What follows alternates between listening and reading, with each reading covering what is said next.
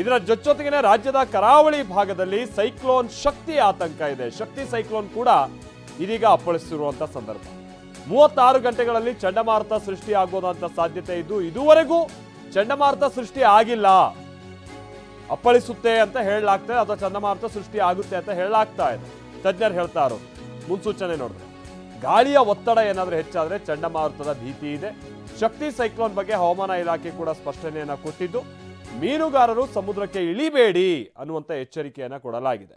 ನಾವು ನೋಡ್ತಾ ಇದೀವಲ್ಲ, ಇದು ಹವಾಮಾನ ಇಲಾಖೆಗೆ ಸಂಬಂಧಪಟ್ಟ ಹಾಗಿನ ತಜ್ಞರುಗಳು ಹೇಗೆ ಸೈಕ್ಲೋನ್ ಸೃಷ್ಟಿ ಆಗಬಹುದಾದಂಥ ಚಾನ್ಸಸ್ ಇದೆ ಅನ್ನುವಂತ ಹೇಳ್ತಾ ಇದ್ದಾರೆ. ಒಂದು ಕಡೆ ಮಾನ್ಸೂನ್ ರಾಜ್ಯಕ್ಕೆ ಎಂಟ್ರಿ ಕೊಡ್ಬೋದಾ ಅಂತ ಚಾನ್ಸಸ್ ಇದೆ. ಕೇರಳಕ್ಕೆ ಈಗ ಆಲ್ರೆಡಿ ಎಂಟ್ರಿ ಆಗಿದೆ ಅಂತ ಹೇಳಲಾಗ್ತಾ ಇದೆ. ಅದರ ಜೊತೆಗೇನೆ ಈ ಶಕ್ತಿ ಸೈಕ್ಲೋನ್ ಕೂಡ ಸೃಷ್ಟಿ ಆದರೆ ಬಹಳ ಮಳೆ ಸುರಿಬಹುದು ಅನ್ನುವಂಥದ್ದು ಆತಂಕ ಇದೆ. ಇಲ್ಲಿ ತನಕನೂ ಕೂಡ ಸೃಷ್ಟಿ ಆಗಿಲ್ಲ. ಆದರೆ ಸಮುದ್ರದ ಮೇಲ್ಮೈ ಒತ್ತಡ ಏನಾದರೂ ಹೆಚ್ಚಾದರೆ ಸೃಷ್ಟಿ ಆಗಬಹುದು ಅನ್ನುವಂಥ ಒಂದು ಮುಂಜಾಗ್ರತೆ.